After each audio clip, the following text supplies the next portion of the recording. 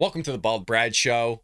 Our lead story of the day is a clip that has been making its rounds on the internet with Kevin O'Leary of Shark Tank completely dismantling blue states and Democrat-ran areas because they are not business-friendly. Wait till we get into this one, folks. Before we jump into it, make sure you head over to our brand new website, baldbrad.com, which is a one-stop shop for y'all. Link is in the description. You can catch our podcast there. You can watch our YouTube videos, read our blog posts. We got it all for you. And if you didn't hear the big reveal over the weekend, we also got a book launching March 13th on Amazon as well as Barnes & Noble's titled Trojan Horse, How the Left is Destroying America. Folks, this book completely obliterates and destroys the progressive left and the Democrat Party's ideology because it is their ideology that is going to destroy this country from the inside out, much in the same way of how the Greeks sent in the Trojan horse during the Trojan War to destroy Troy from the inside out. The progressive left's ideology is going to do the same thing with the United States unless we recognize it and equip ourselves with the information we need to dismantle and destroy their narrative, their ideology, and the book does just that. If you love Ben Shapiro, Michael Knowles, Andrew Klavan, Matt Walsh, the guys from the Daily Wire, if you love Charlie Kirk, Sean Hannity, Tucker Carlson, all the big conservatives, Republicans, you're going to love this book, folks. It's a must read. You could buy the ebook now and pre-order a paperback and hardcover version as well by heading over to Barnes & Noble's or Amazon or clicking the link on our website. Make sure you pre-order yourself a book today. Again, it releases March 13th. And if that wasn't enough, we also got a store here for y'all. We got merch. If you go again to our store on baldbrad.com, you can get yourself a t-shirt right now. These shirts are awesome. They're awesome quality, and they look really sick, folks. We got our own image. We got our own setup. We got mugs. We got hats. We got stickers. We got hoodies. We got it all, folks. Head over to baldbrad.com if you haven't already. Get yourself the book. Get yourself some merchandise, some swagger, and look good and look like an American patriot because let's be honest, folks, Bald Brad Show viewers are American patriots and we uphold the values of this great nation. Again, head over to baldbrad.com. And with that being said, our first segment again of the day is Kevin O'Leary of Shark Tank on CNN completely dismantling blue states. And now nobody wants to do business in those states. Let's go ahead and roll it. It's a thing. This morning, welcome back. We'll tell you what the thing is in a moment. We hope your Friday is off to a great start. We're taking a closer look at the economy, the job market. One of the important indicators we use to measure the health of the economy is the number of first-time jobless claims for unemployment benefits. That number fell to 190,000 last week, about 2,000 fewer than the week before. It means the labor market is still pushing along strong.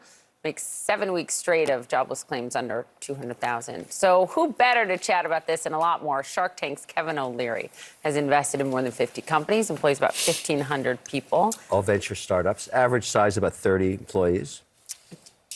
Does it annoy you when people call you Mr. Wonderful? Or? No, I think it's an honor. You know, we think it was Barbara 15 years ago. It was very facetious when I offered the first royalty deal on Shark Tank. She said, "Oh, aren't you just Mr. Wonderful?" And I said, "Yes." Like, actually, I like the sound of that. I do like the sound of that. My wife does not call me Mr. Wonderful, I can guarantee you that.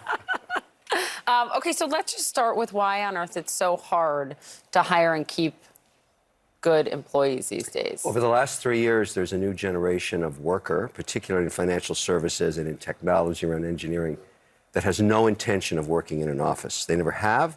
They never will. People keep saying, oh, they're all going to come back. They're not. So when you're out there hiring now, part of the negotiation is where they're going to work. And so if you're competing, which we still are because unemployment's under 4%, this is an extraordinary economy. We're supposedly going to a recession at full employment. It makes no sense. But the reality is pumping $3 trillion into the economy has provided a lot of liquidity. So we're hiring every day and we're competing every day. And we cannot get them in the office. 44% of our employees now across our venture portfolio work remotely, and they ain't coming into the office, period. Wow. That's it.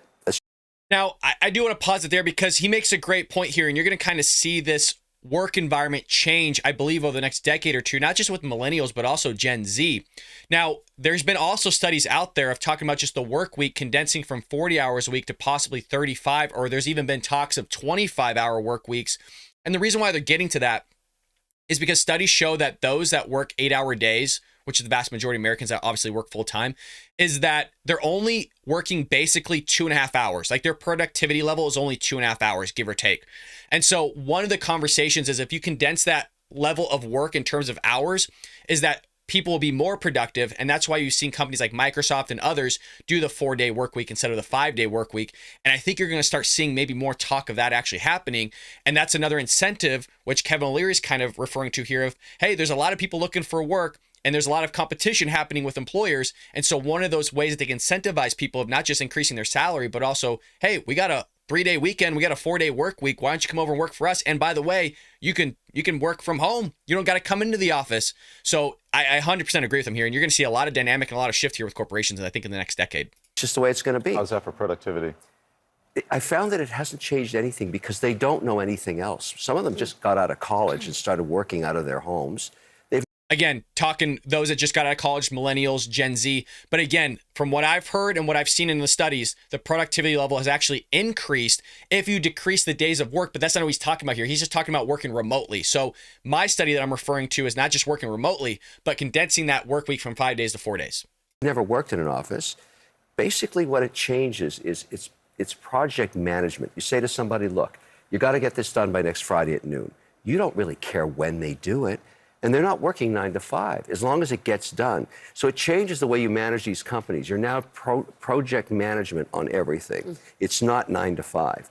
However, there's probably less private time on weekends. I call my employees 24/7. That's the deal. If you don't work in the office, I can call you at 2 in the morning. If we've got a crisis, and they're going to answer. That's the way they're used to it now. And we have people working for us in India, in Vietnam, in Cambodia, in France, Switzerland, everywhere that have different skill sets. And here's the one thing that nobody saw coming, and this is the competition of states. I don't put companies here in New York anymore, or in Massachusetts, or in New Jersey, or in California. Those states are uninvestable. The policy here is insane. The taxes are too high. We put them in Fargo, North Dakota, because 40% of the people work elsewhere, including Boston.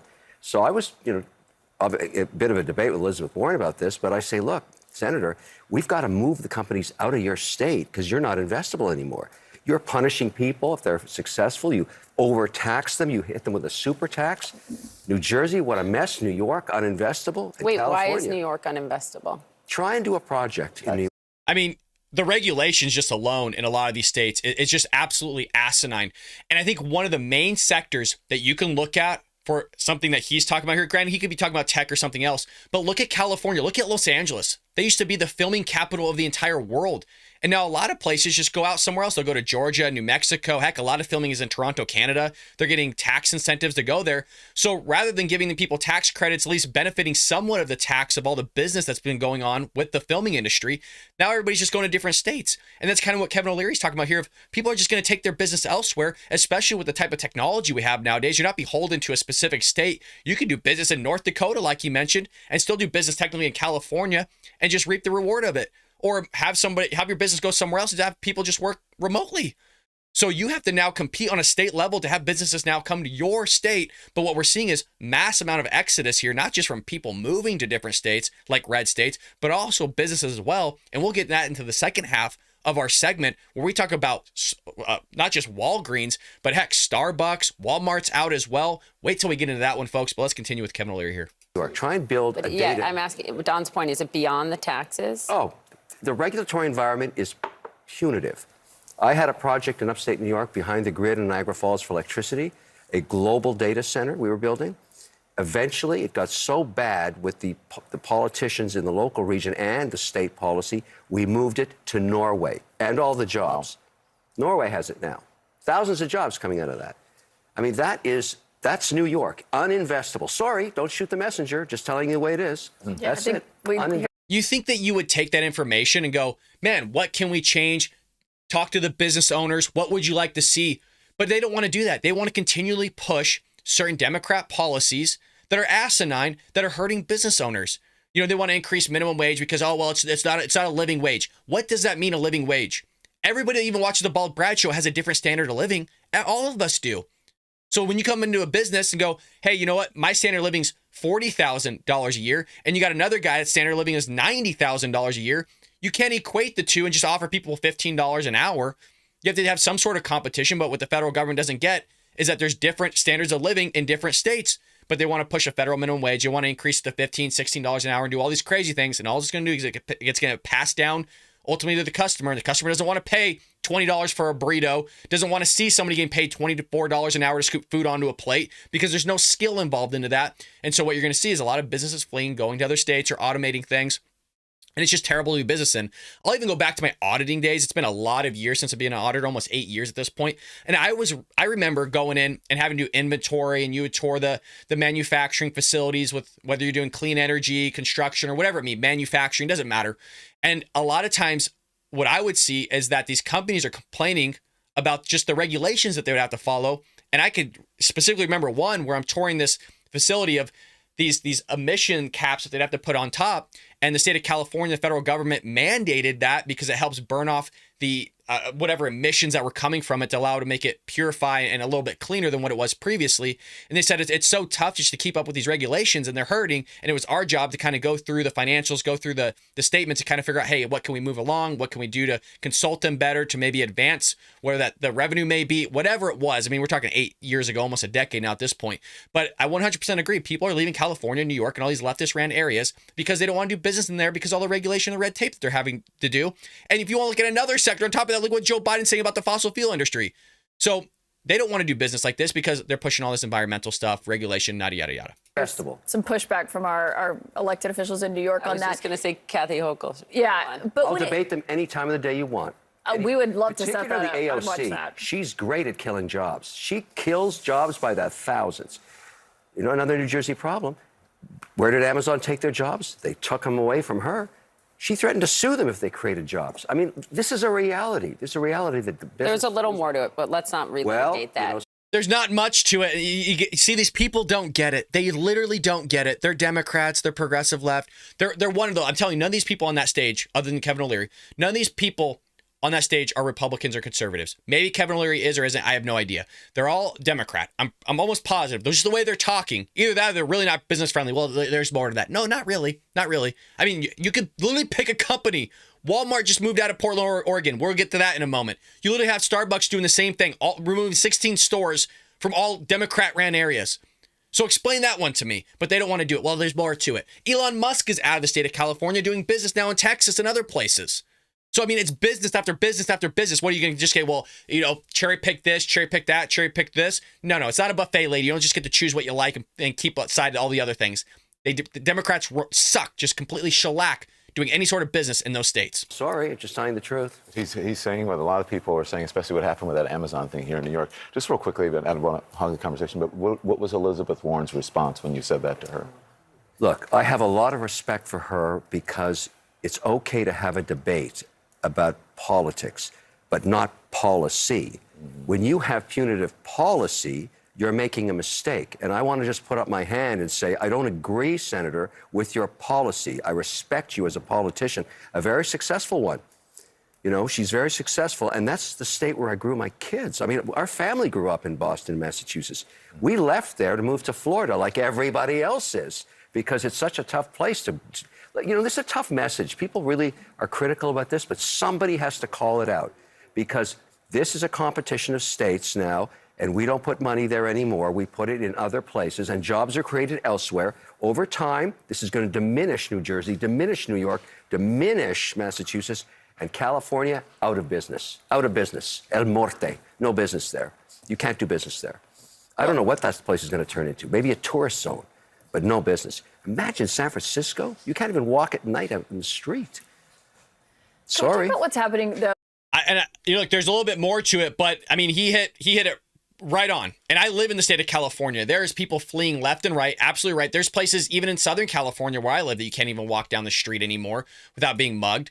I mean, there's so much going on. We've talked about at length Prop 47, where if you steal $950 worth of goods, it's just like a misdemeanor. It's a slap on the wrist. They're doing cash-free bonds where you don't even have to give even sort of cash bail. You're just out within a matter of hours, depending on the crime. I mean, it has gone so rampant. People just don't want to do business in leftist-ran areas. And that moves us right into our second segment of the day, where Walmart is shutting its locations. Every single location of Walmart is out of Portland, Oregon now.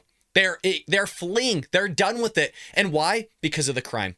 So Walmart announced it is permanently closing all of its locations in Portland, Oregon over financial reasons. So they say. And the reason why I say so they say is because you have other places like Starbucks, Walgreens, and others closing their shop, closing doors, and these leftist ran areas as well. We have nearly 5,000 stores across the U.S., and unfortunately, some do not meet our financial expectations, Walmart said in an announcement. While our underlying business is strong, these specific stores haven't performed as well as we hoped. Really? All of them in Portland, Oregon? Gee, why?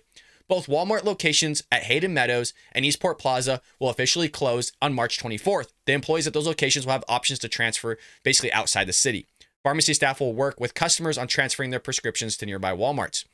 There are 17 other Walmart locations outside of Portland and Vancouver.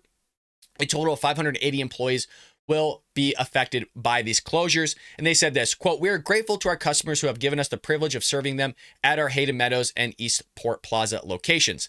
The retail staple announced other closures across the U.S., including Arkansas, Florida, Washington, D.C., Wisconsin, New Mexico, and Illinois. The announcements come just a few months after Walmart CEO warned stores could close and prices could increase in light of sky-high retail crimes affecting stores across the country.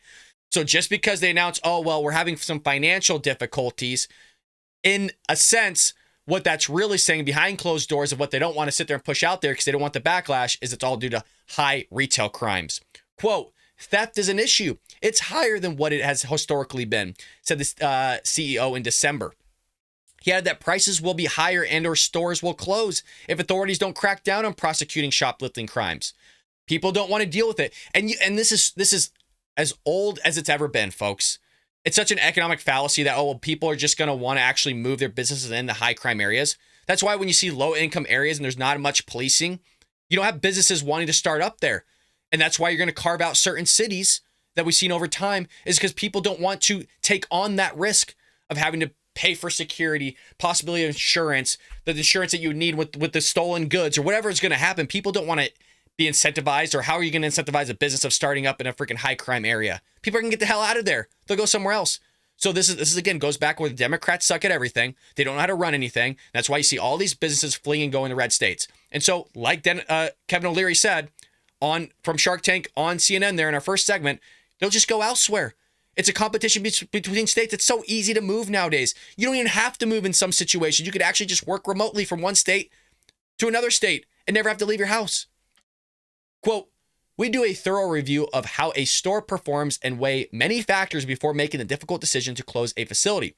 Quote, we consider many factors, including current and projected financial performance, location, population, customer needs, and the proximity of other nearby stores when making these difficult decisions." So basically talking about cannibalism. If you have certain stores close to each other, one store can cannibalize another store. You kind of see that a lot happen with Starbucks. That's just locations on every corner.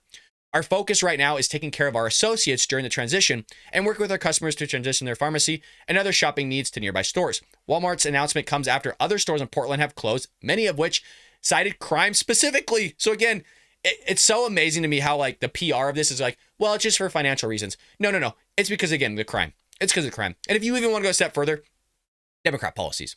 A clothing shop called Rain's PDX permanently shut down in November after facing a string of break-ins that left the store financially gutted. The store owner even posted a blistering note on the shop's doors slamming the city's crime rate. But I thought Portland, Oregon's fine, right? I remember under the Trump administration when you had like Seattle and other places want to increase minimum wage. Oh, it's going to be a good thing. And it turns out years later that it wasn't a good thing, that you have business again going otherwhere. And you have all these people that are totally okay with crime in California, Oregon, Washington, New York City. And now, again, businesses are fleeing, which all those people just lost their jobs. They're saying they're going to transition them in other stores. After a while, if they do transition them, they don't need an influx of employees at those locations necessarily. So some of them are going to lose their jobs. Let's be real. Our city is in peril.